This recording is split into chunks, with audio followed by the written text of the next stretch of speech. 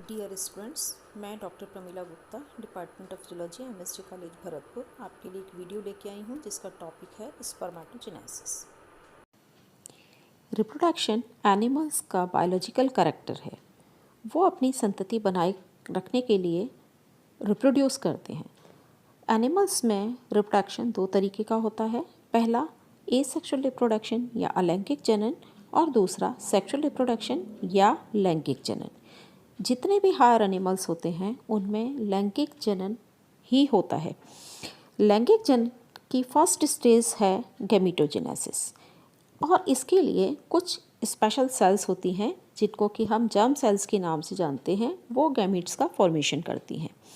Germ cell से gamete के formation की पूरी क्रिया को गैमीटोजेनेसिस या युग्मक जनन कहा जाता है। हायर एनिमल्स में मेल और फीमेल एनिमल अलग अलग होते हैं, यानी उनमें लिंग विभेद पाया जाता है, इसलिए वो अलग अलग तरीके के गैमीट्स का प्रोडक्शन करते हैं। मेल एनिमल्स में मेल गैमीट या स्पर्म का प्रोडक्शन होता है जो कि एक्टिव होता है, मोटाइल होता है, फूड मटेरियल प्रिजर्व नहीं होता उसमें और उसको स्पर्म कहा जाता है। जबकि फीमेल द्वारा फीमेल गैमीट का प्रोडक्शन किया जाता है और ये फीमेल गैमीट साइज़ में बड़े होते हैं, फूड मटेरियल प्रिजर्व्ड होता है इनमें और ये नॉन मोटाइल होते हैं और इन्हें ओवम कहा जाता है।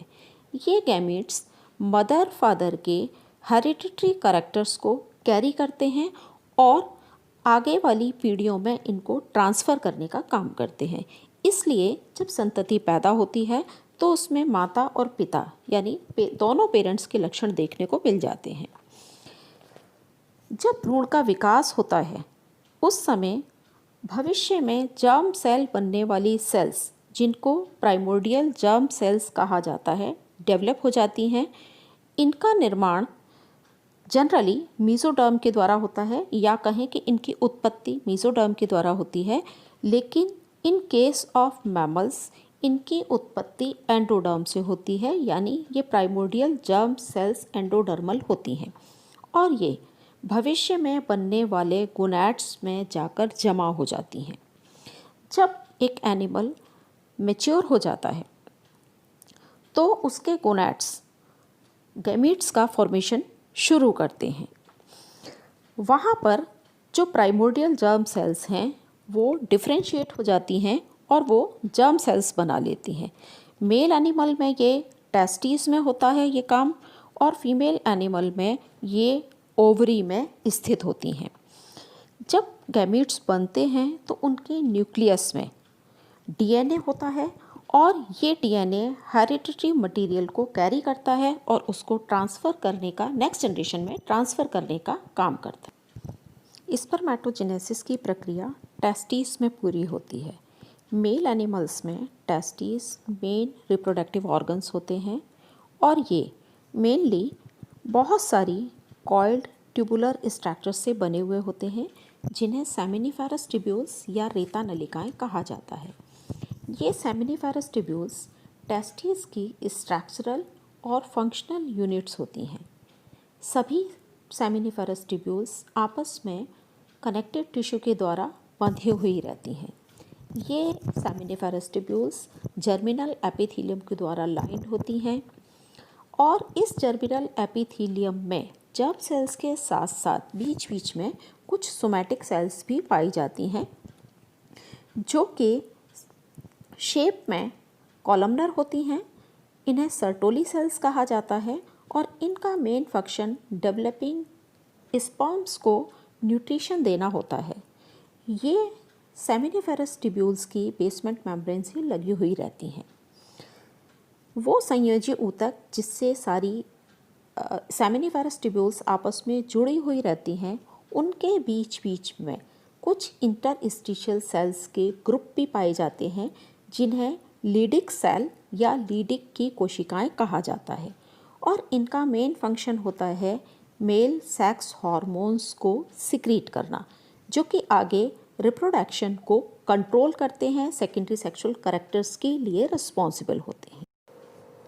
वो पूरी प्रक्रिया जिसमें एक स्पर्म डेवलप होकर मैच्योर स्पर्म बनता है और एक ओवम को फर्टिलाइज करने में कैपेबल हो जाता है, ये प्रक्रिया स्पर्मेटोजेनेसिस कहलाती है। हालांकि स्पर्मेटोजेनेसिस की जो प्रोसेस है वो कॉम्प्लेक्स है, कंटिन्यूअस है, लेकिन फिर भी सुविधा के लिए हम इसको दो भागों में बांट सकते हैं। स्टेज नंबर 1 है फॉर्मेशन ऑफ स्पर्मेटिड, जिसमें स्पर्मेटिड का फॉर्मेशन होता है, और दूसरा है स्पर्मियोजेनेसिस, जिसमें जो गोल स्पर्मेटिड होता है वो एक पर्टिकुलर शेप एक्वायर करके मैच्योर स्पर्म बन जाता है। Number 1, the formation of spermatids. Seminiferous tubules में प्रेजेंट प्राइमोर्डियल जर्म सेल से स्पर्मेटिड्स का प्रोडक्शन होता है। इस पूरी अवस्था को, पूरे प्रोसीजर को हम 3 सब स्टेजेस में बांट सकते हैं। पहली है मल्टीप्लिकेशन फेज या गुणन प्रावस्था, सेकंड है ग्रोथ फेज या वृद्धि प्रावस्था, और तीसरी कहलाती है मैच्योरेशन फेज या परिपक्वन प्रावस्था। जो एनिमल्स हैं उनमें स्पर्म्स का नंबर बहुत ज़्यादा होता है, इसलिए जर्मिनल एपिथेलियम में जो जर्म सेल्स प्रेजेंट होती हैं उनमें लगातार माइटोसिस होता रहता है, जिससे नंबर ऑफ सेल्स बढ़ता रहता है। इस तरीके से विभाजन के बाद जो सेल्स बनती हैं उनको स्पर्म मदर सेल या स्पर्मेटोगोनिया कहा जाता है।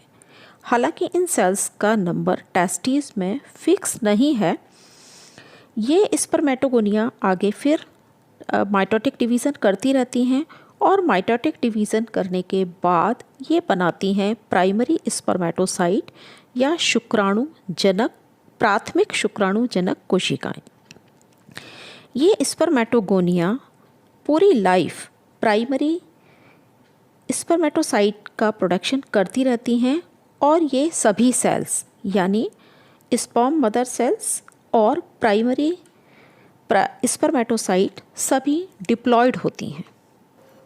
ये प्रावस्था पहली मल्टीप्लिकेशन फेज़ है, जिसमें जर्म सेल लगातार डिवीज़न करती है, और डिवीज़न करने के बाद फाइनली वो प्राइमरी स्पर्मेटोसाइट का निर्माण कर लेती है। सेकेंड सब स्टेज है ग्रोथ फेज या वृद्धि प्रावस्था। इसके अंतर्गत जब स्पर्मेटोगोनिया में लास्ट माइटोटिक डिवीज़न होता है और उसके रिजल्टेंट प्राइमरी स्पर्मेटोसाइट सेल्स जो बनती हैं वो सेल्स अपने साइज़ में वृद्धि करती हैं, बढ़ोतरी करती हैं, और उसके फलस्वरूप वो मैच्योरेशन डिवीज़न के लिए तैयार हो जाती हैं। इसमें उनका न्यूक्लियस भी साइज़ में बड़ा हो जाता है। हालांकि उनके साइज़ में oogenesis के कंपैरिजन में वृद्धि बहुत कम होती है, क्योंकि इनमें फूड मटेरियल प्रिजर्व नहीं रहता है। केवल ये लगभग अपने साइज़ से दोगुनी हो जाती हैं और ये मैच्योरेशन डिवीज़न के लिए तैयार हो जाती हैं। लेकिन इस दौरान वो खुद कोई भी डिवीज़न नहीं